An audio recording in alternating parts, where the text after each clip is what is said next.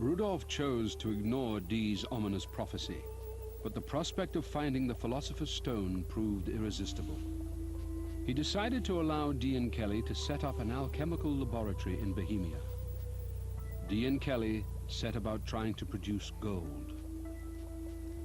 The dream of finding the Philosopher's Stone had been an obsession in Europe for centuries. With advances in chemistry and metallurgy, the belief that it might be possible to make gold from base metal reached a fever pitch in 16th century Bohemia. Český Krumlov was one of the great centers for alchemy, and some of the original alchemical materials still survive. This has to be the part of the building where they were.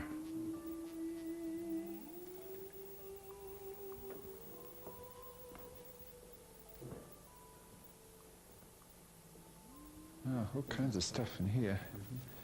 Oh my goodness, look. These are definitely alchemical.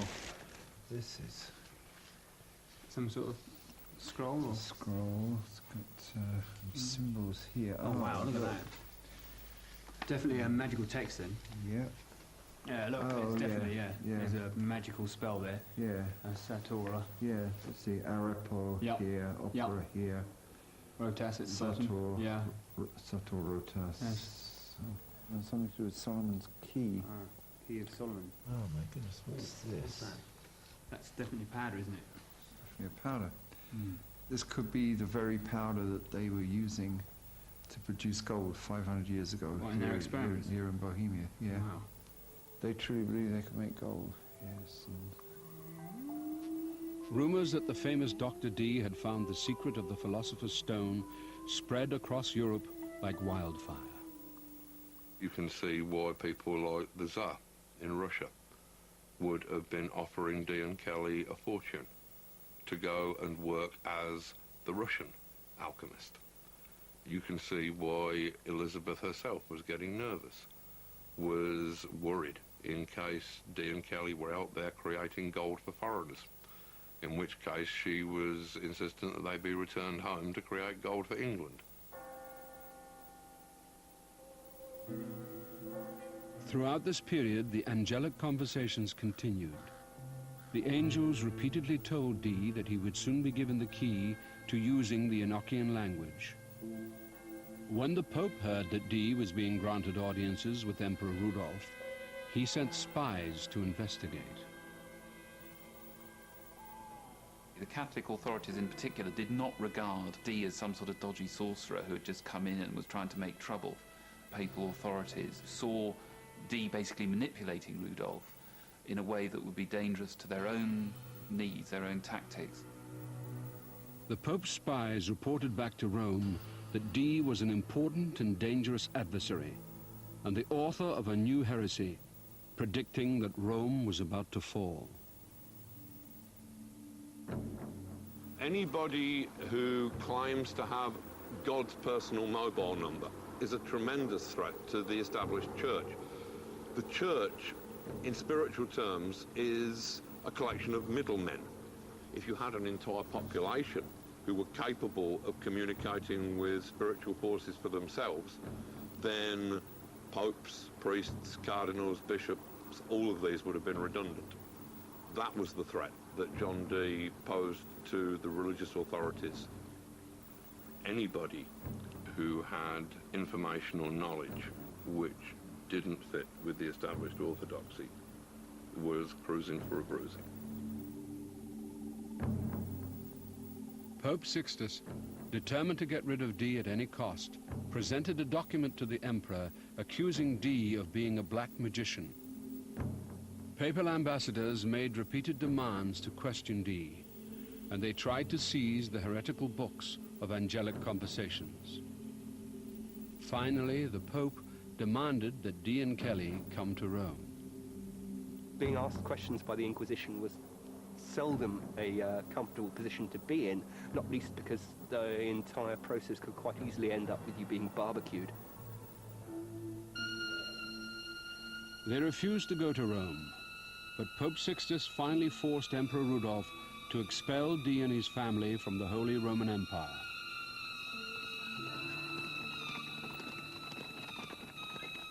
They were given 6 days to get out of the empire and fled Prague in fear for their lives.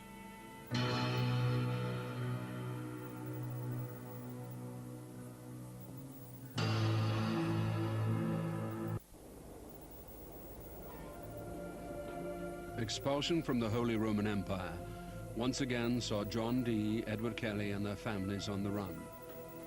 With nowhere to go and no prospects of patronage, things were looking desperate when they received word that a nobleman from southern Bohemia requested their alchemical services. Even more surprising, Emperor Rudolf had sanctioned the arrangement.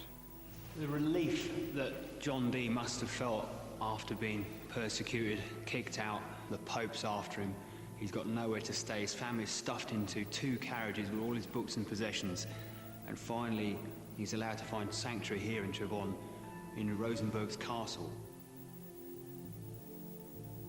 Elizabeth I wasn't a real patron to John Dee. He wasn't funded enough to pursue his experiments and his science. For the first time, this is a safe haven for them, it's a sanctuary. Rudolf II was under extreme pressure from the Pope, but believed that Dee and Kelly were on the verge of finding the formula of the Philosopher's Stone. He did not want to openly defy the Pope and secretly installed them in alchemical laboratories in the town of Trebon, 100 miles south of Prague. The pressure was now on to produce gold, and Kelly wanted to devote all of his energy to alchemy. He became increasingly reluctant to enter into the angelic conversations that he felt were leading nowhere. Dee wanted more than material wealth and refused to let go of what he saw as a greater prize. He had risked everything for the angels. Along with the Enochian language, they had revealed to him what appeared to be an entire magical system. He believed that once the angels gave him the key to these things, all would be revealed to him. Time after time, he forced Kelly back to the crystal to continue with the angelic conversations. He pushes Kelly almost to exhaustion. They're scrying for 10 hours a day, and Kelly suffers because of this. He gets headaches, he gets pangs in his stomach, he hears voices in his head. He even has wheals on his arm, which he says demons have given him through attacks. It's a dangerous task because also the angels could be demons. You were looking at the world in the glass probably more often than you were looking at the world outside the glass. You can see how that could take you mentally into some very dangerous territory indeed. He was suddenly plunged through a trapdoor in Elizabethan logic into this world. Many, many times he recorded his own body inflamed, engulfed in flame, his mind burning, his body burning. Many times he struggled with the revelation, trying to understand more deeply, but at the same time terrified of what he was experiencing. Kelly knew it was black magic and got cold feet on this account on a number of occasions, and it was always Dee who talked him round. Indeed, there are a number of occasions when Kelly's visions took on a demonic, hellish character, and this didn't seem to trouble Dee at all. Edward Kelly was in a reality where he was working with this psychopath. This guy was prepared to conjure all the forces of heaven and hell.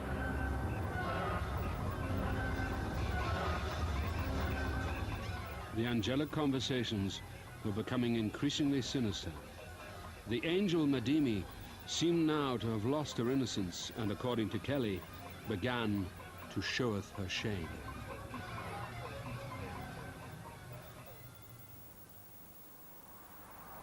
Right in the middle of all of this, something extraordinary happens. It's just absolutely off the map. If everything else has been extraordinary, this is off the map.